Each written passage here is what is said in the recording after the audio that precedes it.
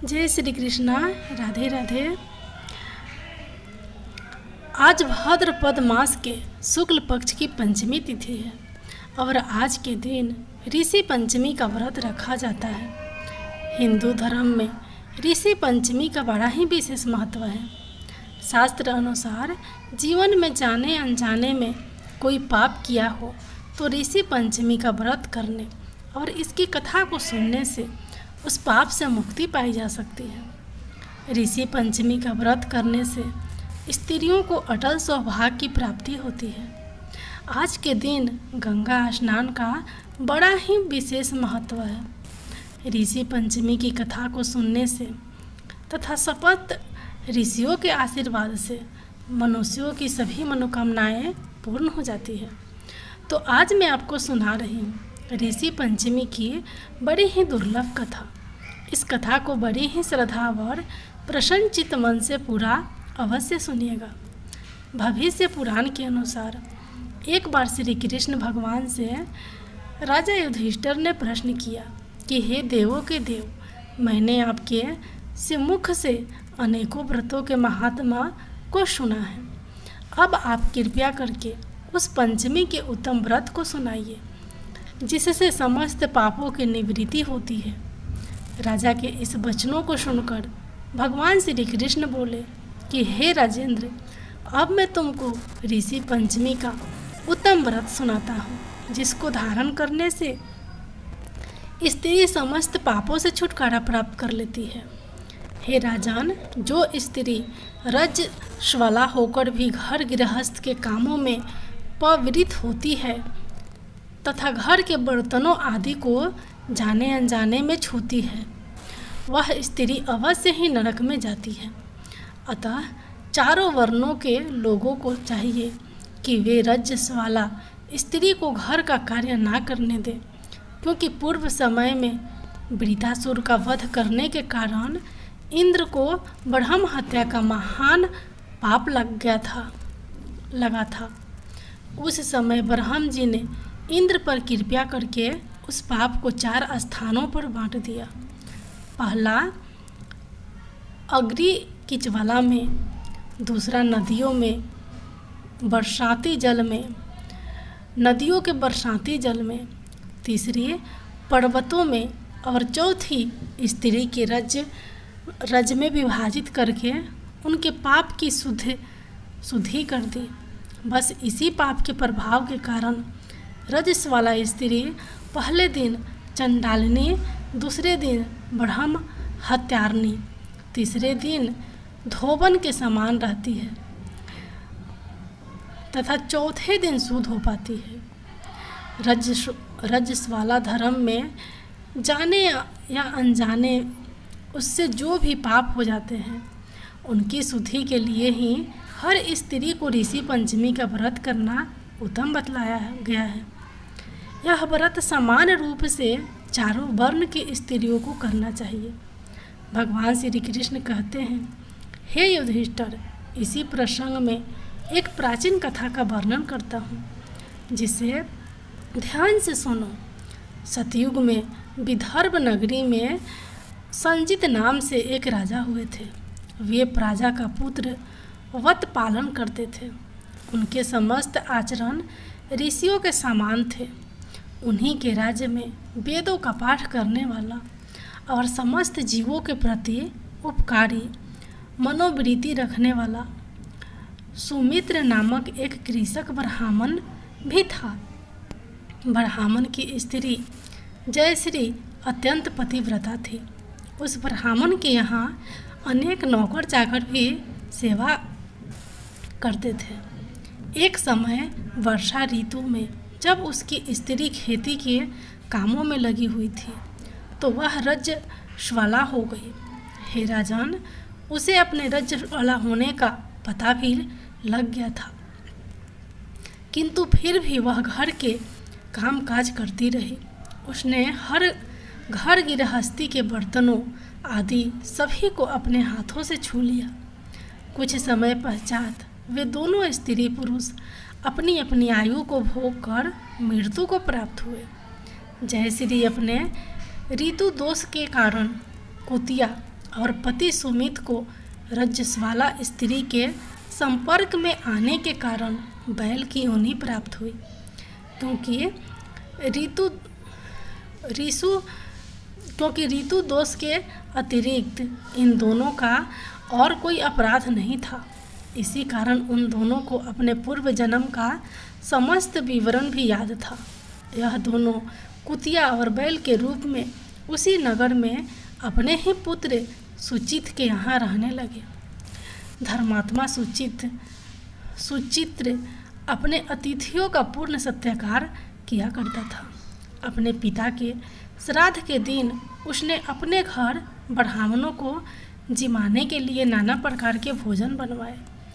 जब उसकी स्त्री किसी काम से रसोई से बाहर गई हुई थी तो एक सर्प ने रसोई की खीर के बर्तन में विष वमन कर दिया।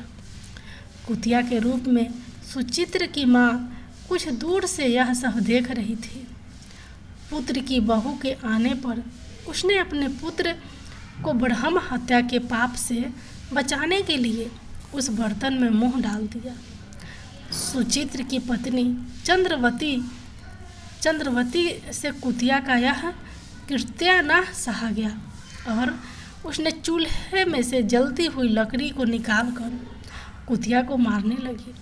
बेचारी कुतिया मार खाकर घर में इधर उधर भागी फिरी। चौके में जो भी जूठन इत्यादि बच जाता था वह सब सुचित्र की बहू उस कुतिया के सामने डाल दिया करती थी, किंतु उस दिन क्रोध के कारण उसने वह भी बाहर फेंकवा दिया और कुतिया को ना दी। सब खाद्य पदार्थों को फेंकवा कर साफ बर्तनों में उसने सब खाना दोबारा बनवाया तथा ब्राह्मणों को भोजन करवाया। रात्रि के समय भूख से व्याकुल होकर वह कुतिया बैल के रूप में रह रहे अपने पूर्व पति के पास आकर बोली, हे स्वामी, आज तो मैं भूख से मरी जा रही हूँ।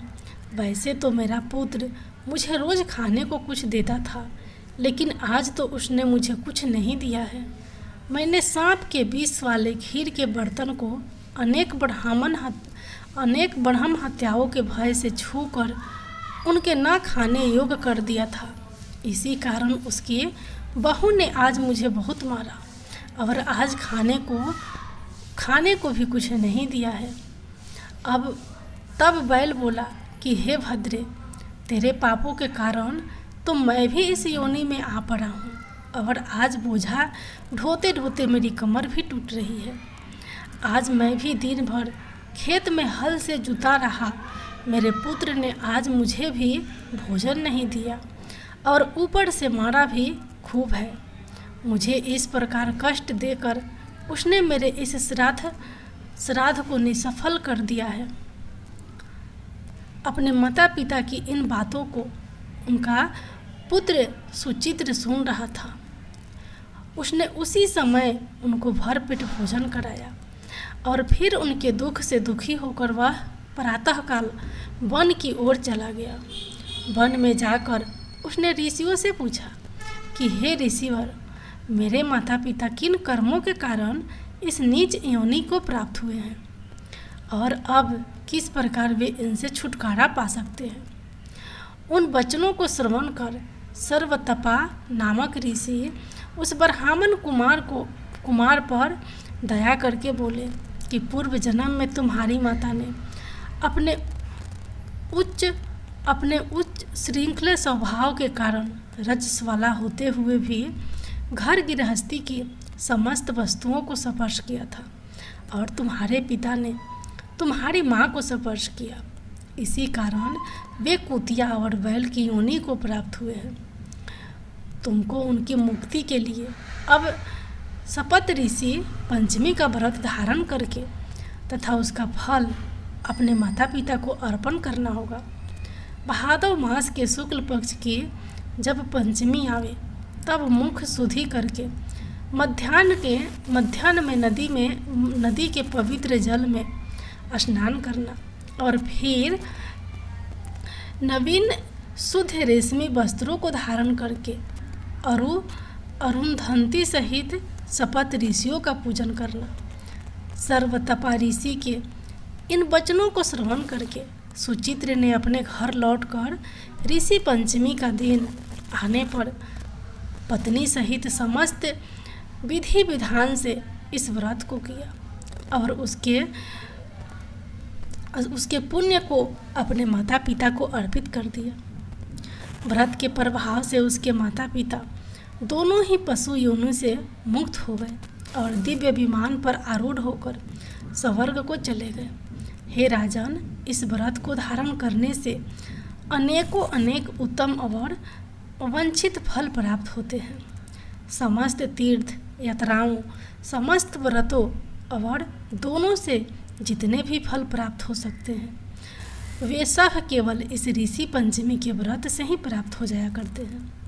जो स्त्री इसे श्रद्धापूर्वक धारण करती है वह समस्त सांसारिक सुखों को पाती है।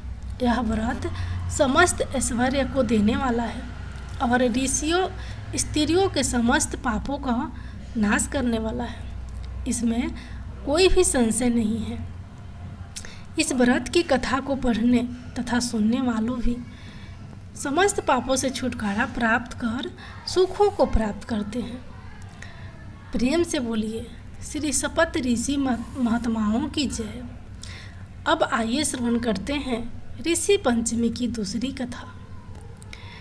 एक समय राजा सिद्धार्थ धर्म का अर्थ जानने की इच्छा से भगवान श्री ब्रह्मा जी के समीप गए और उनके चरणों में शीश झुकाकर बोले कि हे आदि देव, आप समस्त धर्मों के प्रवर्तक और गूढ़ धर्मों के जानने वाले हो।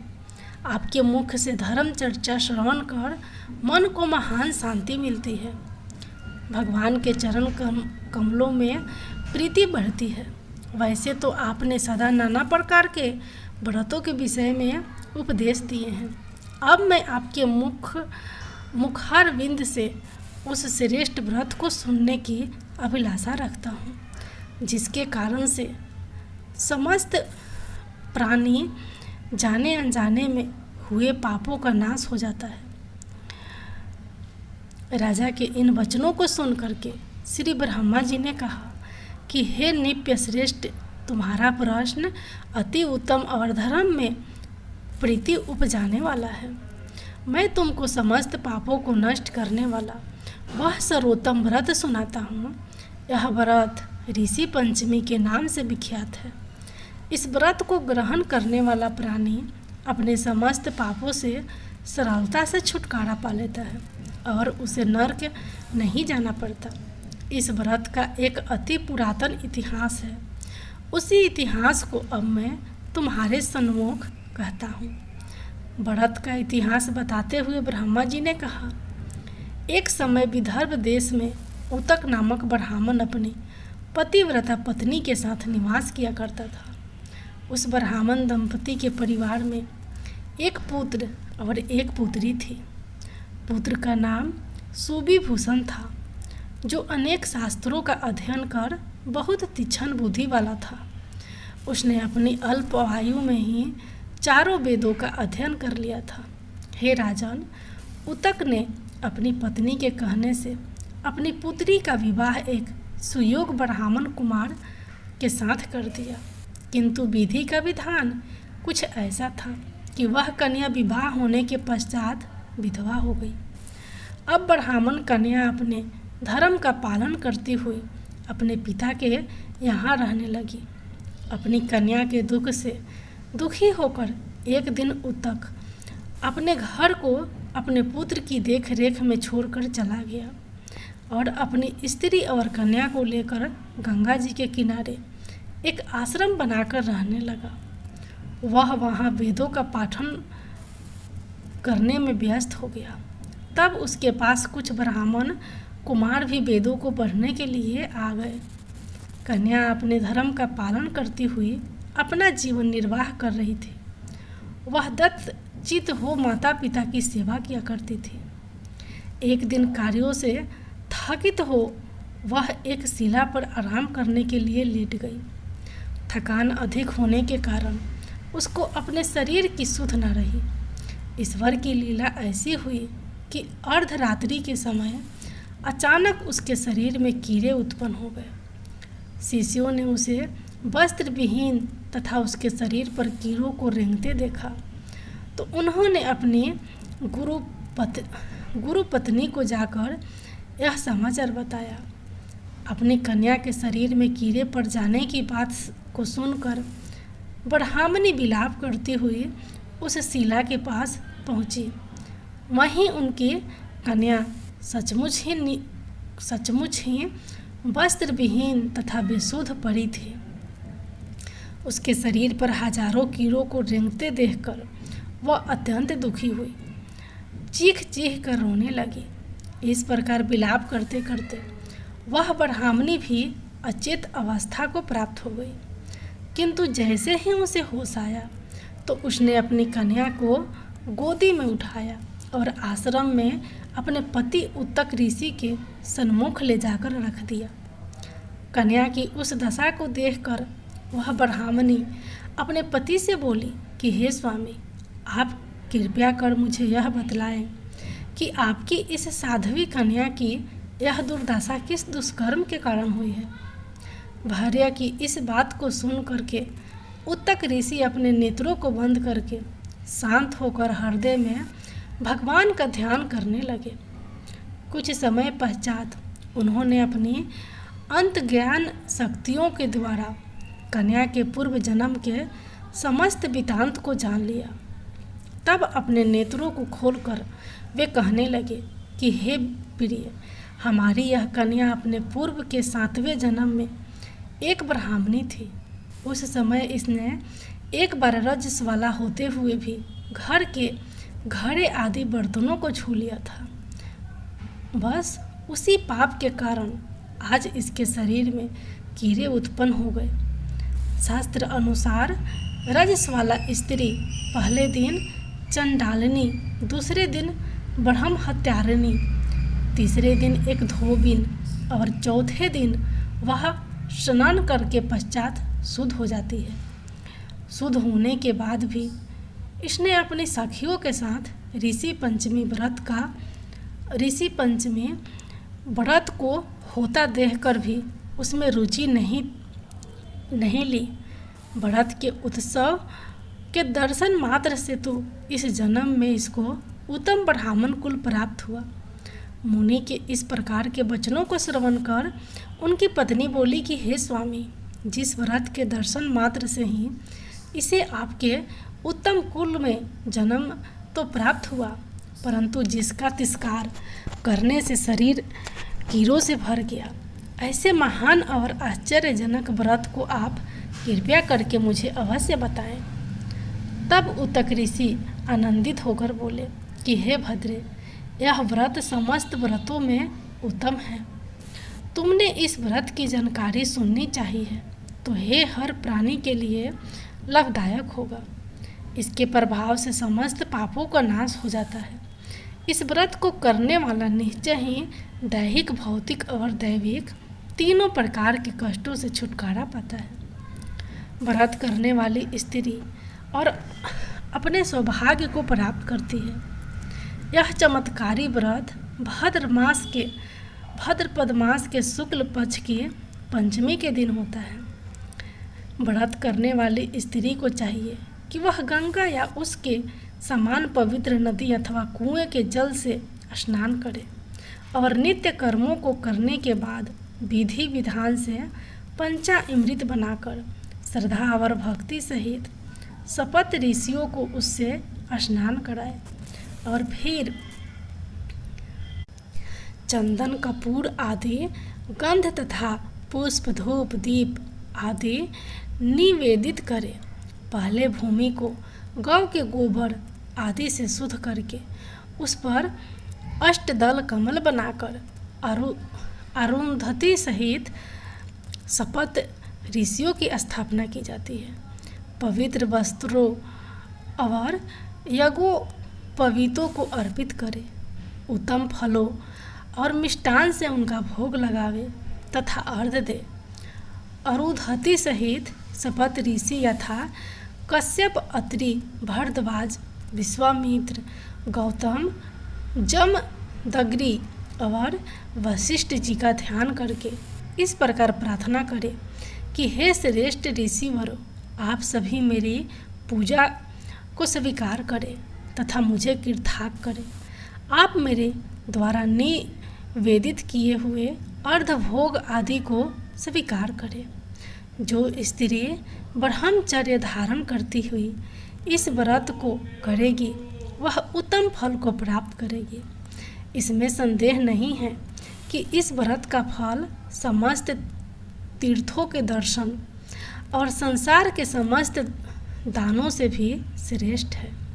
सुख पाने की इच्छा से जो स्त्री इस व्रत को धारण करती है वह स्वयं सुंदर स्वरूप और उत्तम गुणों से परिपूर्ण हो पुत्र पौत्र आदि को पाती है।